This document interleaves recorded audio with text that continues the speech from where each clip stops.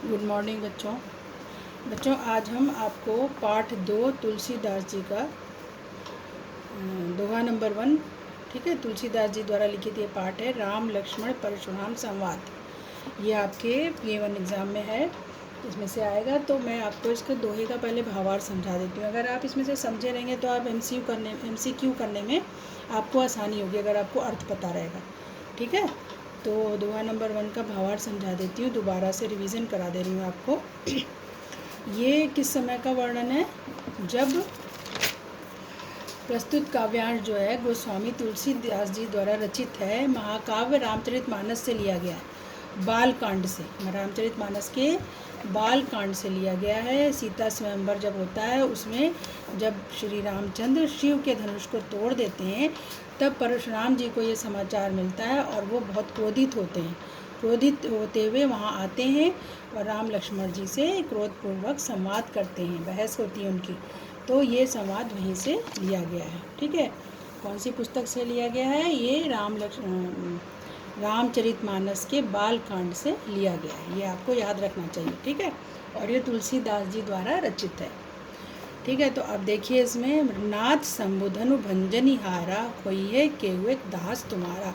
आपके सारे शब्द दिए हुए हैं। भंजनिहारा माने भंग करने वाला, भंजनिहारा मतलब भंग करने वाला या तोड़ने वाला, ठीक है। ये सारे शब्द दिए हैं। देखिए, नाथ संबुधनु भंजनहारा, जब परशुराम जी क्रोधित होकर जनक की सभा में आते हैं धनुष टूटने पर, तो वो पूछते हैं कि धनुष किसने तोड़ा। तो ये श्री राम जो हैं, सबको देखते हैं कि सब लोग सभा में भयभीत हो गए हैं, क्योंकि जब परशुराम एकदम क्रोध करते हुए आते हैं, उनका क्रोध बहुत ज़्यादा था।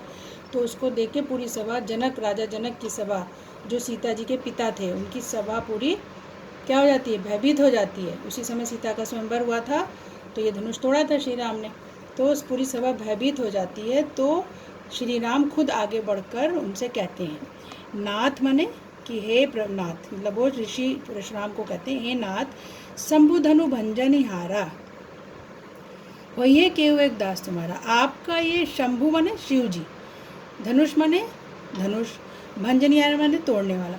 आप हे नाथ, इस शिव जी के धनुष को तोड़ने वाला वही है केहू एक दास तुम्हारा, आपका ही कोई एक दास होगा। क्या कहते हैं श्री राम की, हे नाथ, इस शिव जी के धनुष को तोड़ने वाला आपका ही कोई एक दास होगा। आयसु काह कहिए किन मोही, सुनि रिसाए बोले मुनि कोई। अब क्या कहते हैं? रिसाई माने होता है क्रोध करना, गुस्सा करना। तो क्या कहते हैं कि, और क्या कहते हैं कि मैं आपका दास हूँ, इसलिए आप मुझसे कहिए। इस लाइन में क्या मतलब है? आयसु काह कहिए किन मोही, आप मुझसे कहिए। आप जो है किन मोही, मोही मतलब आप जो है मुझसे ये बात कहिए, ठीक है। सुन रिसाए बोले मुनि कोई। अब श्री राम की बात सुनकर, रिसाई मने क्रोध में आकर मुनि बोले, जब उन्होंने कहा कि आयसु कहा कहिए किन मोही, कि आप मुझसे कहिए क्योंकि मैं आपका दास हूँ, आप मुझसे ये बात कहिए, मेरे लिए क्या आज्ञा है, ठीक है। और मुझसे कहिए और मेरे लिए क्या आज्ञा है। तो ये सुनकर मुनि परशुराम क्रोध में बोले, ठीक है। सुनी रिसाई बोले मुनि का मतलब कि ये बात सुनकर मुनि परशुराम क्रोध में भरकर बोले, सेवक सो जो करे सेवकाई। क्या कहते हैं? सेवक तो वह होता है, सेवक सो जो मतलब सेवक तो वह होता है जो सेवकाई करता है, यानी जो सेवा करता है।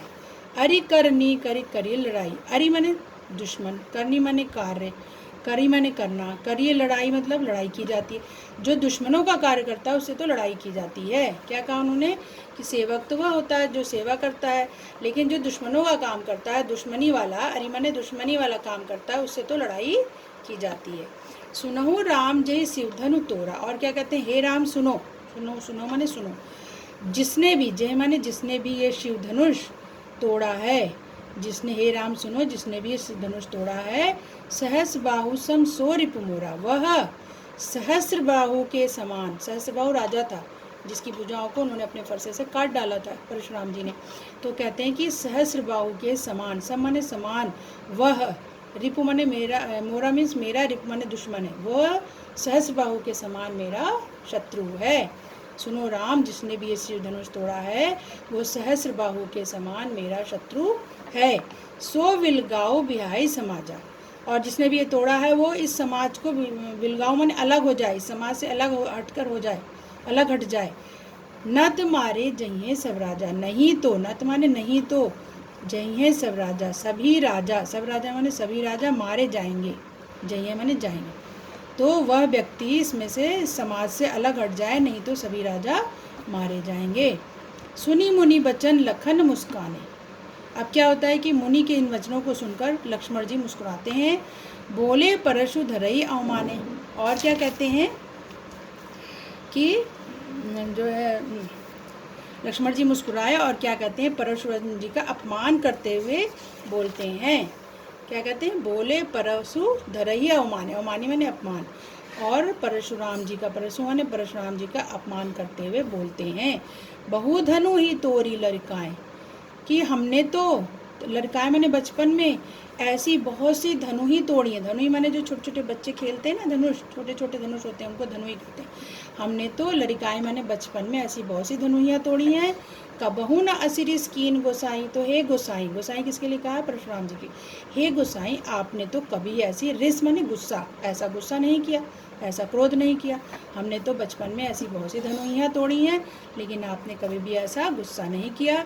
यही धनु पर ममता के हेतु, इसी धनुष पर, यही माने इसी धनुष पर आपकी किस कारण से, हेतु माने के ही, हेतु माने किस कारण से ममता अधिक है, इसी धनुष पर आपकी ममता किस कारण से है। सुनी रिसाई कर भृगुकुल केतु, इस बात को सुनकर, सुनी माने सुनकर, रिसाई माने गुस्से में आकर, भृगुकुल कोटि किसके लिए कहा गया, परशुराम जी के लिए, क्योंकि वो भृगुकुल के थे, भृगु वंश के थे, और केतु माने पताका। तो इस बात को सुनकर भृगुकुल वंश के पताका के स्वरूप श्री परशुराम जी कहते हैं। लक्ष्मण की इस बात को सुनकर क्रोध में आकर भृगु वंश के पताका रूपी परशुराम जी कह माने कहते हैं। रे नृप बालक काल बस बोलत तोई न संभाल, क्या कहते हैं, हे राजा के बालक, नृप बालक माने राजा के बालक, काल वश मतलब तुम तो मृत्यु के वश में आकर बोल रहे हो, तुम्हारे ऊपर काल का वश हो गया, यानी तुम मृत्यु के वश में होकर बोल रहे हो। तेही न संभारे मतलब तुम बिना सोचे समझे बोल रहे हो, ना संभारे मतलब ना सोचे समझे। हे राजा के बालक, तुम मृत्यु के वश में होकर बिना सोचे समझे कुछ भी बोल रहे हो।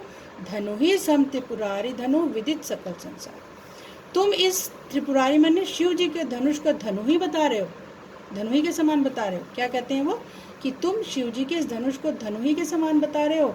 ये तो शिव जी का धनुष है, इसको पूरा संसार, सकल संसार माने पूरा संसार, विदित माने जानता है। ये शिव जी का धनुष है, इसे तो पूरा संसार जानता है, और तुम इसे धनु ही के समान बता रहे हो।